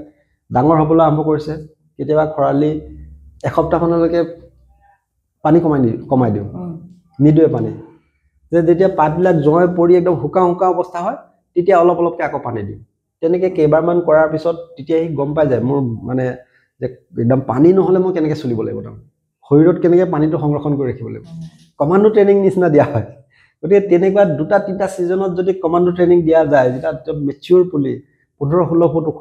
যিবিলাক গৰুৱে ঢুকি নাপায় সেইবিলাক চিম্পলি আৰু তাত মানে কি হয় ডাঙৰ গ্ৰ'বেগত থাকে যদিও গছজোপা বয়স হোৱাৰ লগে লগে তাৰ নেচাৰেলি প্ৰাকৃতিকভাৱে সি শিপাই মাটি বিচাৰিব নহয় সেইবোৰ মানে নি জাগাত বহুৱাই দিব মাটি বিচাৰি উত্ৰাৱল হৈ থাকে গতিকে যেতিয়া তাক এটা সময়ত নি পিনে যদি মই সেই গ্ৰ'বেগটো ফালি জোখৰ গাঁত এটা খান্দি যেতিয়া তাক পুতি দিলোঁ যে সি মৰাৰ প্ৰশ্ন নুঠে আৰু কেইদিনমানৰ ভিতৰতে যেতিয়া গম পাব যে গ্ৰ' বেগত এটা আবদ্ধ পৰিৱেশত আছিলে যেতিয়া দেখিলে মাটি চৌফালে মই শিপা বহাব পাৰোঁ শিপাবিলাক একদম পগলাৰ নিচিনা বাঢ়িম কেইদিনমানৰ ভিতৰতে ছেটল হৈ যায় তাৰমানে এসপ্তাহ 10 দিনৰ ভিতৰত নতুন মাটি পাই শিপাবিলাক বলিয়াৰ নিচিনাকৈ সোমাই ধৰি লয় খুব সুন্দৰ পৰিকল্পনা গতিকে খুব এগ্ৰেছিভ হয় তেতিয়া গতিকে তেনেকুৱা পুলি মৰাৰ চান্স নাথাকে ছাৰ্ভাইভেল ৰেটটো সাংঘাতিক বাঢ়ি যায় সেইকাৰণে মই সৰু পুলি ৰোপণ কৰাৰ সলনি এতিয়া সেই ডাঙৰ কৰি পিনেহে পুলিবিলাক ৰোপ বুলি আহিছোঁ আৰু তেনেকৈ বহুত কেইখন ৰুট প্ৰুফ ফ্ল'ৰ লাগিব এতিয়ালৈকে 4খনত হয়তো বেছি মই 800মান পুলি ৰাখিব পাৰিম কিন্তু মোৰ টাৰ্গেট আছে যে প্ৰত্যেক বছৰে যাতে 500 পুলি তেনেকুৱা মানে ৰুই যাব পাৰোঁ এতিয়া 2015ৰ পৰা 562টা গছ পুলি ৰুইছোঁ কিন্তু আৰু 2 বছৰৰ পিছত প্ৰতি বছৰে কমপক্ষেও মিনিমাম 500কে গছ পুলি ৰুই যাম গছ পুলি মানে এইটোতো আচলতে পুলি ৰোপণ নহয় আৰু এইটো আক্ষৰিক অৰ্থত বৃক্ষ ৰোপণ বুলি ক'লে গছে ৰুম আৰু তাৰমানে তেনেকুৱা ধৰণৰ পৰিকল্পনা এটা লোৱা হৈছে আৰু তেনেকুৱা হ'লে যদি তাত পাব্লিকে পাৰ্টিচিপেট কৰিব বিচাৰে তাত যিটো মাননিৰ পৰিমাণটো কমি যাব কাৰণ ইয়াত দোহাৰ বেৰিকেড নাই ইয়াত মানে UV প্ৰটেক্টেড নেট নাই ইয়াতে ষ্টাৰ ফ্লেক্স নাই ইয়াতে মই এনেই নৰ্মেলি যিটো বিৰিক বেহত চিলাবৰ কাৰণে যিটো সূতা ব্যৱহাৰ কৰোঁ সূতাটোৰ দামেই হৈছে পাৰ কেজি 500 টকা সেই গোটেই খৰচটো নাইকিয়া হৈ যাব খালি ট্ৰেন্সপৰ্টেশ্যন কষ্ট থাকিব গতিকে তেতিয়া হয়তো ৰাইজে অংশগ্ৰহণ কৰোঁ বুলি ক'লেও কম খৰচতে কৰিব পাৰিম তেতিয়াহ'লে উদ্ৰোপণৰ বৃক্ষৰোপণৰ গতি ত্বৰান্বিত হ'ব সেইটো এটা আৰু এটা পৰিকল্পনা এটা লোৱা হৈছে যে সেইখিনি কৰিলে স্থানীয় পৰ্যায়ত কৰিব পৰা যাব তেনেকৈ ৰাজহুৱা অংশগ্ৰহণটো কিন্তু উদ্ৰোপণৰ যিটো মানে উদ্ৰোপণক যে জীৱনশৈলী হিচাপে লোৱা হৈছে উদ্ৰোপণৰ জৰিয়তে আমাৰ প্ৰকৃতিৰ মাতৃক সুৰক্ষা দিয়াৰ যিটো প্ৰয়াস এইটো অকল তেজপুৰতে সীমাবদ্ধ হৈ থাকিলে নহ'ব নিশ্চয় তেজপুৰৰ পৰা অসমৰ বিভিন্ন ঠাইলৈ যাব লাগিব অসমৰ পৰা ভাৰতবৰ্ষৰ ঠাইলৈ বিভিন্ন ঠাইলৈ যাব লাগিব সময়ত ভাৰতবৰ্ষৰ পৰা বিশ্বৰ বিভিন্ন ঠাইলৈ যাব লাগিব তাৰমানে ভৱিষ্যত কালত উদ্ৰোপণক এটা বিশ্বব্যাপী বৃক্ষৰোপণৰ আন্দোলন হিচাপে গঢ়ি তোলাটোৱে হৈছে এইটো সপোন লাগিবই সেই সপোনটো আগত লৈ আগবাঢ়ি আছো চাওঁ আৰু তাৰে অংশ হিচাপে আৰু বেলেগ ধৰণৰ অভিনৱ কথা এটা ভাবিছো যে নৱপ্ৰজন্মক প্ৰত্যক্ষভাৱে জড়িত কৰা যেতিয়ালৈকে নৱপ্ৰজন্মক আমি প্ৰত্যক্ষভাৱে জড়িত নকৰিম এইটো কামত তেতিয়া আমাৰ বয়স হৈ আছে এদিন আমি মৰি যাম তাৰপিছত উদ্ৰোপণ থাকি যাব ক'ৰবাত কিন্তু এটা প্ৰজন্মৰ পিছত প্ৰজন্মই যাতে উদ্ৰোপণৰ বতৰাটো উদ্ৰোপণৰ যিটো জীৱনশৈলী সেইটোক যাতে ভৱিষ্যতলৈ কঢ়িয়াই লৈ যাব পাৰে তাৰ কাৰণে আমি কেইটামান নতুন প্ৰজন্ম তৈয়াৰ কৰিব লাগিব আৰু তাৰ কাৰণে আটাইতকৈ বেষ্ট হৈছে যে স্কুলৰ ষ্টুডেণ্টখিনি ইতিমধ্যে দুখনমান স্কুলৰ লগত মই কথা বতৰা আৰম্ভ কৰিছোঁ পাতিছোঁ তেখেতসকলৰ লগত ৰেছপন্সটো খুব ভাল পাইছোঁ তাৰ কাৰণে খালি এটা টেকনিকেল প্ৰব্লেম এটা হৈ আছে উদ্ৰোপণ এতিয়ালৈকে মানে চৰকাৰীভাৱে পঞ্জীকৃত নহয় সেইকাৰণে আৰু টেকনিকেল দুটামান কথা আছে আধাৰ কাৰ্ডৰ খেলি মেলি দুটামান আছে মোৰ এড্ৰেছ দি আছে লখিমপুৰ গতিকে সেইটো হ'লে মোৰ বহুত অসুবিধা হয় আধাৰ কাৰ্ডৰ কিছুমান অলপ কাৰেকশ্যন কৰি মেলি উদ্ৰোপণক এটা ন্যাস হিচাপে এটা ট্ৰাষ্ট হিচাপে সোনকালে মানে পঞ্জীয়ন কৰাৰ ব্যৱস্থা কৰি আছোঁ মানে ট্ৰাষ্ট হিচাপে পঞ্জীয়ন হোৱাৰ লগে লগে উদ্ৰোপণে তেতিয়া সেই শিক্ষানুষ্ঠানবিলাকৰ লগত আনুষ্ঠানিকভাৱে বুজাবুজিৰ চুক্তি কৰিব পাৰিব স্বাক্ষৰ কৰিব পাৰিব ইতিমধ্যে মানে অনানুষ্ঠানিকভাৱে হৈ আছে কেইবাখন শিক্ষানুষ্ঠানৰ লগত তেনেকুৱা বুজা পৰা কামবিলাক চলি আছে কিন্তু তেতিয়া একদম মানে আনুষ্ঠানিকভাৱে হ'ব আৰু কলেজবিলাকৰ লগত আৰু বিশেষকৈ স্কুলবিলাকৰ লগত মোৰ বেছি মানে টাৰ্গেট গ্ৰুপটো হৈছে স্কুলৰ ক্লাছ 8, 9, 10 সেইকেইটা ক্লাছক টাৰ্গেট কৰি আছোঁ স্কুলৰ লগত বুজাবুজি চুক্তি হোৱাৰ লগে লগে স্কুলে হয়তো নিজৰ স্কুল কেম্পাছৰ ভিতৰতে এটা এৰিয়া এটা ৰুট প্ৰুফ ফ্ল'ৰৰ কাৰণে দিব লাগিব য'ত হয়তো আপোনাৰ 150ৰ পৰা 200-300 গছপুলি ডাঙৰ গছপুলি যি ছুপাৰ চেপলিং অতিকাই পুলি ৰাখিবৰ কাৰণে বা ডেভেলপ কৰিবৰ কাৰণে জাগা অকণমান লাগিব বহুত বেছি জাগাৰ দৰকাৰ নাই অকণমান ঠাইতে সেইটো কৰিব পাৰি গতিকে সেইটো হোৱাৰ পিছত আমি ভাবিছোঁ যে উদ্ৰোপণৰ লগত যিটো বুজাবুজি চুক্তি হ'ব তাৰ জৰিয়তে স্কুলৰ লগত বুজাবুজিৰ মাধ্যমেৰে তেনেকৈ স্কুলতে গছপুলি কিছু সংখ্যক গছপুলি প্ৰতিটো ষ্টুডেণ্টৰ নামত ক্লাছ 8, 9, 10 ক্লাছ 8ৰ পৰা আৰম্ভ কৰিম বুলি ভাবিছোঁ মানে ক্লাছ 8ৰ গ্ৰুপটোৰ পৰা প্ৰথম আৰম্ভ কৰিলোঁ ক্লাছ 8ত যদি 3টা ছেকশ্যনত 50টাকৈ যদি 150 ষ্টুডেণ্ট থাকে 150 গছপুলি ৰাখিবৰ কাৰণে অকণমান অঞ্চল এটা হ'লে হ'ল অকণমান ঠাই স্কুল এখনত সেইখিনি ঠাই নিশ্চয় ওলাব ক'ৰবাত চাদৰ ওপৰতো ওলাব গতিকে ক্লাছ 8ত যদি তেওঁলোকক পাৰ্টিকুলাৰলি চিলেক্টিভ ভেৰাইটি দিব লাগিব কাৰণ নাজানি কি কেনেকুৱা প্ৰজাতিৰ পুলি আনিব ঠিক নাই এটা প্ৰজাতিৰ এটা লিষ্ট এটা দিব লাগে সেই লিষ্টৰ ভিতৰত তেওঁলোকে যিকোনো নাৰ্চাৰীৰ পৰা এক বছৰীয়া মিনিমাম 1 বছৰ বয়সৰ পুলি তেওঁলোকে স্কুললৈ আনিব এটা পুলি তেওঁলোকে স্কুলত দিব তাতে তেওঁলোকৰ টেগ মৰা থাকিব নিজৰ আইডেণ্টিটি থাকিব কাৰ নামত কোনটো গছপুলি আৰু সেই পুলিখিনি কেনেকৈ কি গছলৈ ৰূপান্তৰ কৰিব পাৰি বা সেইখিনি পুলিখিনি সম্পৰ্কে তেওঁলোকক সেই ষ্টুডেণ্টখিনিক এটা এনকাৰেজিং টক এটা দিবৰ কাৰণে মই আহিম প্ৰথমতে তেওঁলোকক এটা গ্ৰুমিং এটা কৰা হ'ব তাৰপিছত তেওঁলোকক এপিল কৰা হ'ব যে তোমালোকে স্কুলত এটা পুলি দিলা স্কুলত যেনেকৈ এটা পুলি দিলা তেনেকৈ ঘৰত মিনিমাম এটা পুলি কাৰোবাৰ ইণ্টাৰেষ্ট বেছি আছে পেৰেণ্টছো ইনভলভ হৈছে পেৰেণ্টছৰো ইণ্টাৰেষ্ট আছে এফৰ্ট কৰিব পাৰে নিজৰ ঘৰ আছে জাগা আছে এটা কি 10টা পুলিও ৰাখিব পাৰিব তেনেকৈ তেওঁলোকে ঘৰত ৰাখিলে তেওঁলোকক মাজে মাজে এটা ফেজত গৈ পিনে গছপুলিটো কেনেকৈ মেইনটেইন কৰিব লাগে আৰু তাত মেডিচিন দিয়া বেমাৰ পুলি পোক পতংগ পৰিলে স্কুল অথৰিটিয়ে মোক ইনফৰ্ম কৰিব দৰকাৰে মই নিজে বা স্কুলৰ চকীদাৰটোবিলাক মই শিকাই দিম কেনেকৈ মানে কি ঔষধ দিলে মানে পোক পতংগবিলাক মৰে তেনেকৈ পুলিটো ৰক্ষা কৰি থকা হ'ব এটা সময়ত যেতিয়া পুলিটোৰ কাৰণে গ্ৰ'বেগটো সৰু হ'ব গ্ৰ'বেগ ডাঙৰ গ্ৰ'বেগ চিফ্ট কৰিব লাগিব ডাঙৰ গ্ৰ'বেগলৈ তেতিয়া মই আকৌ নিজেই সেই নিৰ্দিষ্টমত যাম গৈ ষ্টুডেণ্টখিনিক গোটাই লৈ তেওঁলোকক কেনেকৈ সেই এটা গ্ৰ'বেগৰ পৰা বেলেগ এটা গ্ৰ'বেগলৈ কেনেকৈ চিফ্ট কৰিব পাৰি তাৰ কাৰণে স্কুলৰ নামত 2-3টা গ্ৰ'বেগ পুলি থাকিলে সেইকেইটা মই নিজ হাতেৰে কৰি দিলোঁ আৰু তেওঁলোকৰ নিজৰ গছপুলিকেইটা মোক চাই তেওঁলোকে নিজে মাটি সলাব গ্ৰ'বেগ সলাব হেণ্ডছ অন ট্ৰেইনিং তাৰমানে নিজে হাতে কামে জড়িত হ'ব হাতে কামে জড়িত হোৱাৰ লগে লগে পুলিটোৰ লগত তেওঁলোকৰ এটা আৱেগিক সম্পৰ্ক এটা স্থাপন হ'ব তেওঁলোকে স্কুললৈ খাবলৈ অনা পানীৰ অকণমান হ'লেও নিজৰ পুলিটোত দিনটোত দিব স্কুল খোলা থাকক সময়ত দীঘলীয়া বন্ধ হ'লে স্কুলৰ চকীদাৰে তাত পানী দিব বা স্কুলত যিটো ৱাটাৰ চ'ৰ্চ থাকে তাৰ পৰা অকণমান হ'লেও পানী দিব তেওঁ নিজৰ নিজৰ পুলিটোৰ মানে বচোৱাটো দায়িত্ব তেওঁলোকৰ তাত যদি ঘাঁহ বন গৈছে সেইখিনি মাজে মাজে তেওঁলোকে উঠাই থাকিব কথা গম পাইছেনে তেনেকুৱা ধৰণে তেওঁলোকক ইনভলভ কৰাব এটা ফেজৰ পিছত আৰু এটা ফেজলৈ কেনেকৈ চিফ্ট কৰিব তেনেকৈ 3 বছৰ যেতিয়া সম্পূৰ্ণ হ'ব 3 বছৰত তেওঁলোকৰ গছপুলিবিলাক 10 ফুট 12 ফুট 14 ফুট হ'ব ঘৰতো একে সময়তে সমান্তৰালভাৱে তেওঁলোকে ঘৰতো কেইটামান পুলি মেইনটেইন কৰিব ডাঙৰ কৰি থাকিব গতিকে যেতিয়া ক্লাছ 10 পাব 8 8 9 10 3 বছৰ মূৰত ক্লাছ 10 পালে 3 বছৰ তেওঁলোকৰ গছপুলি ডাঙৰ ডাঙৰ হৈ গ'ল যে 3 বছৰ যেতিয়া তেওঁ মেট্ৰিক পৰীক্ষা দিয়াৰ পিছত তেওঁলোকক স্কুলৰ ফালৰ পৰা মেমেণ্টো হিচাপে স্মাৰক হিচাপে তেওঁলোকক পুলিকেইটা হেণ্ডঅভাৰ কৰা হ'ব এটা তোমালোকৰ পুলি অকল সেই হেণ্ডঅভাৰে নহয় তাৰ লগতে কি কৰা যাব এটা গছৰ এটা উৎসৱ এটা পতা হ'ব তেওঁলোকে ঘৰত যিকেইটা গছপুলি মেইনটেইন কৰিছে ভাড়া ঘৰত থাকিলে বা মেছত থাকিলেও এটা পুলিটো মেইনটেইন কৰিব পাৰে বাকি ঘৰৰ পুলিখিনি তেওঁলোকে উঠাই লৈ আহিলে লগতে গোটেই গাৰ্জেনবিলাকে লগ লাগি তেওঁলোকৰ মাজত মিলামিছা কৰি টেম্পো চেম্পো লৈ সকলোৱে সমানে মানে খৰচটো বহন কৰি গছপুলিখিনি পিক আপ কৰি স্কুললৈ লৈ আহিলে গোটেই স্কুলত গছপুলিবিলাক ডিসপ্লে হ'ব তাৰ ভিতৰত যাৰ গছপুলিকেইটা আটাইতকৈ ভালকৈ মেইনটেইন হৈছে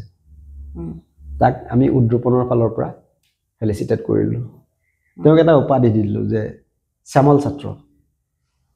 স্কুলৰ তেওঁ he is the green student আৰু আমি ভাবোঁ তেনেকুৱা এটা যদি আমি আৰম্ভ কৰি দিওঁ তেজপুৰত 2খন 5খন 10খন স্কুলত যদি কেইবছৰমান প্ৰেক্টিছ কৰোঁ লাহে লাহে তেজপুৰৰ বাহিৰত যদি কনচেপ্টটো গুচি যায় অসমৰ বাহিৰত যদি কনচেপ্টটো গুচি যায় নিউ জেনেৰেশ্যনটো ডাইৰেক্টলি গছপুলিৰ লগত ইনভলভ হ'ব আৰু সেই ল'ৰা ছোৱালীখিনিয়ে স্কুলৰ পৰা ওলাই যোৱাৰ পিছত আমি মৰাৰ পিছত সিহঁতি গছ ৰুবলৈ আৰম্ভ কৰিব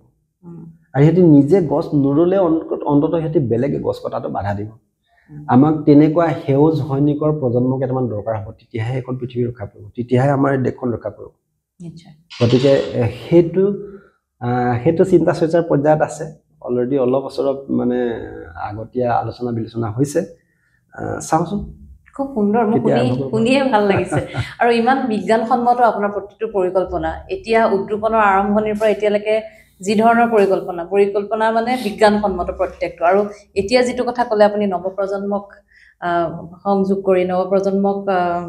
ইনভলভ কৰি লৈ পেলাই সেউজ বিপ্লৱটো আগবঢ়োৱাৰ কথা এইটো হ'লেহে আচলতে এনেকৈহে আচলতে সম্ভৱ হ'ব পাৰে যিখিনি সপোন আপুনি দেখিছে বা সচেতন ৰাইজে দেখে যে এখন সেউজ অসম বা সেউজ এখন পৃথিৱী দেখাৰ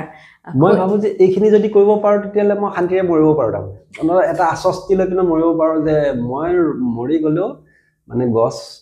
ৰুই থাকিব মানে আৰু মই ৰৈ থৈ যোৱা গছখিনি অন্ততঃ অনিষ্ট নকৰিম আৰু নৱপ্ৰজন্ম আপুনি কোৱাৰ দৰে যে নিজে নুৰুলে অন্ততঃ গছ কটাত